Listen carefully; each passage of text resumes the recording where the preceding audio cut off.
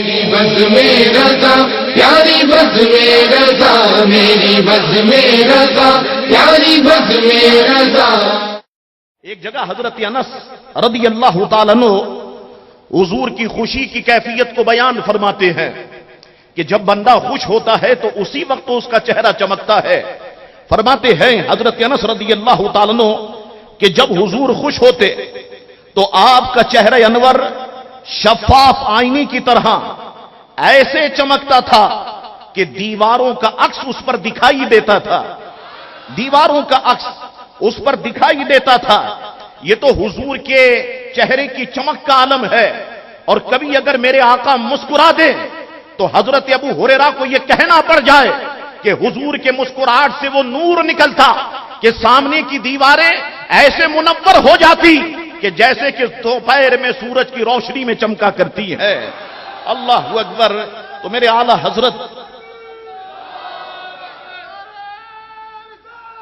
یا رسول اللہ صلی اللہ علیہ وسلم، میرے اعلیٰ حضرت رحمت اللہ تعالی نے جھوم اٹھے اور حدائق بخشش میں کئی مقامات پر اس کا تذکرہ فرماتے ہیں۔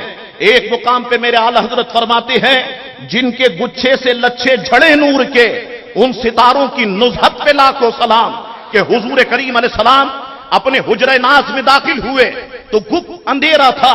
حضور کریم علیہ السلام جب داخل ہوئے تو حضرت عائشہ صدیقہ فرماتی ہیں کہ حضور کے آنے سے میرا حجرہ منور ہو گیا، میرا کاشان اقدس منور ہو گیا۔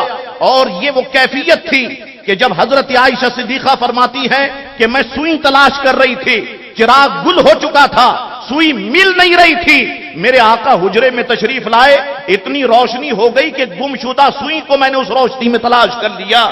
تو جن کے گچھے سے لچھے جھڑے نور کے، ان ستاروں کی نصرت پہ لاکھوں سلام۔ ایک مقام پہ فرماتے ہیں کہ سرتابہ قدم ہے تنے سلطان زمن پھول، لب پھول دہن پھول ذقن پھول بدن پھول، کیا بات رضا اس چمنستان کرم کی، زہرا ہے کلی جس میں حسن اور حسین پھول۔ اللہ اکبر۔ ایک مقام پہ وہ جھومتے ہوئے فرماتے ہیں وہ گل ہے لبھائے نازک ان کے کہ جھڑتے رہتے ہیں پھول جن سے، گلاب گلشن میں دیکھے بلبل یہ دیکھ کے گلشن گلاب میں ہے۔ اللہ اکبر۔ تو حضور کریم علیہ السلام، حضرت جریر فرماتے ہیں میں نے حضور کی طرف دیکھا، حضور کریم علیہ السلام کا چہرہ انور چمک رہا تھا، گویا ایسا لگ رہا تھا کہ سونے کی ڈلی ہے۔